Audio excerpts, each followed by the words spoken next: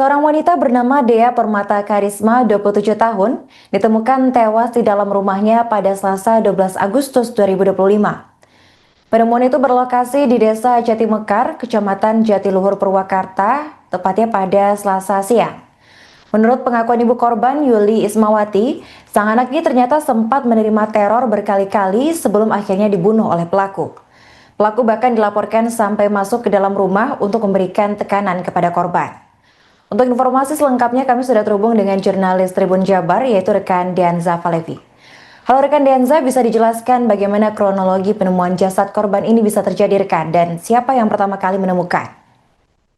Baik, Arin dan Tribuners dapat saya laporkan dari Purwakarta, Jawa Barat bahwa pada hari ini Selasa 12 Agustus 2025 warga Desa Jatimekar, Kecamatan Jatiluhur, Kabupaten Purwakarta, Jawa Barat digegerkan oleh penemuan jasad perempuan yakni Dea Permata Karisma berusia 27 tahun.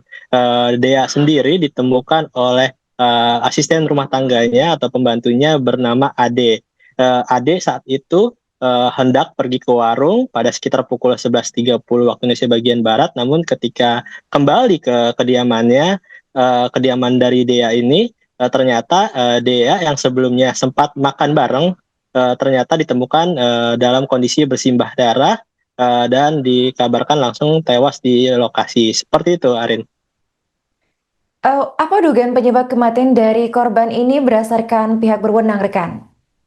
Baik, hingga tadi sore pihak berwenang belum bisa memberi keterangan secara langsung terkait motif pembunuhan atau penemuan jasad ini. Namun pihak kepolisian memastikan bahwa memang ditemukan jasad perempuan muda yakni bernama Dea Permata Karisma dan diduga merupakan tindak pidana. Namun terkait motif pembunuhan ataupun siapa pelakunya, pihak kepolisian masih mendalami peristiwa tersebut. Seperti itu, Arin. Berarti apakah pihak kepolisian ini sudah berhasil mengantongi identitas pelaku atau belum rekan? Terkait identitas pelaku, hingga tadi kami konfirmasi kepada pihak kepolisian sudah mengantongi sejumlah identitas karena sebelumnya sudah melakukan olah TKP dan memintai keterangan sejumlah saksi dan hingga tadi pihak kepolisian hanya menyebutkan sudah mengantongi identitas, namun untuk pelaku sudah ditangkap atau belum bisa memberikan keterangan lanjut. Seperti itu, Arin. Baik, terima kasih rekan Dianza atas laporannya dan selamat lanjutkan tugas kembali. Ancaman teror chat itu terus sama anak saya bercerita sih sama ke orang tua. Saya bilang sampai sempat mengintai, katanya posisinya mengintainya di belakang situ sama di sini ada 2 atau 3 orang pakai masker itu selalu. Terus saya bilang lapor ke polisi, belum ada bukti katanya kalau ini, tapi chat itu terus ini ngancam anak saya sampai terakhir dia mengancam rumahnya sudah dipantau kalau dia tidak mau menjauhin itu yang teman yang katanya yang dia akan dibunuh, diancam dibunuh mau di rumah maupun di jalan. Saya udah bilang ya udah yuk ke Sadang gitu. Maksud orang tua kan untuk mengamankan dia. Tapi dia karena masih ini sama suami masih bertahan karena ada yang menemani di sini. Itu saya udah sering kali lapor polisi, akhirnya masang CCTV, cuman masang CCTV-nya kenapa pendek begini, ya gampang diiniin gitu, arahnya cuma satu, arahnya ke sini. Sempet cerita nggak Bu, masalahnya apa sih Bu? Masalahnya itu nggak tahu, tiba-tiba dia itu dapat ancaman aja, itu disuruh menjauhin. Dia itu kan dulu pernah menolong orang untuk bekerja di pariwisata, menolong orang. Nah, nggak tahu masalahnya apa. Dari chat itu anak saya suruh menjauhin anak itu orang yang padahal sebenarnya sebatas teman, karena dia yang masukin ke situ gitu. Ininya. Oke, Ibu, ini kan sebelumnya sudah menyuruh untuk melaporkan polisi, itu sudah dilakukan belum melaporkan polisi? Katanya sih bilang sudah sih. Sudah, namun kata polisi bagaimana? Kalau orang tua kan nggak tahu ya karena kondisi di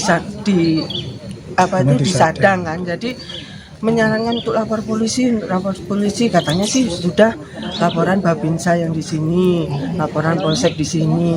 Katanya nggak ada yang datang katanya. Kurang bukti juga. Dari almarhumah anak saya itu begitu, katanya nggak ada yang datang ke sini untuk istilahnya mengecek gitu, nggak ada.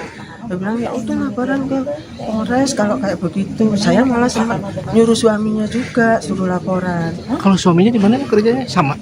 Suaminya di PJT 2. Cuma beda divisi aja berarti ya Bu ya.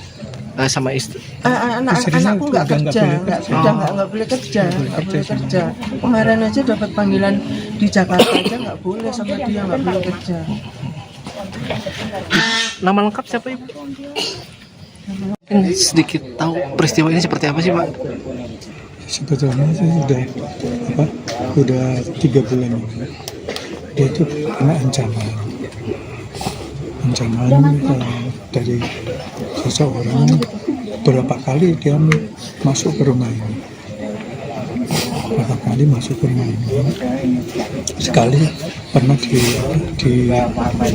dipergokin sama pembantunya sama itu, dia kabur lari sama anak saya yang laki-laki, dikejar itu dia bisa, yang saya curiga itu dia bisa menghilang, bisa menghindari CCTV yang ada di Jatiluhur ini. CCTV yang ada di Jatiluhur. Nah, untuk hari ini seperti apa Pak?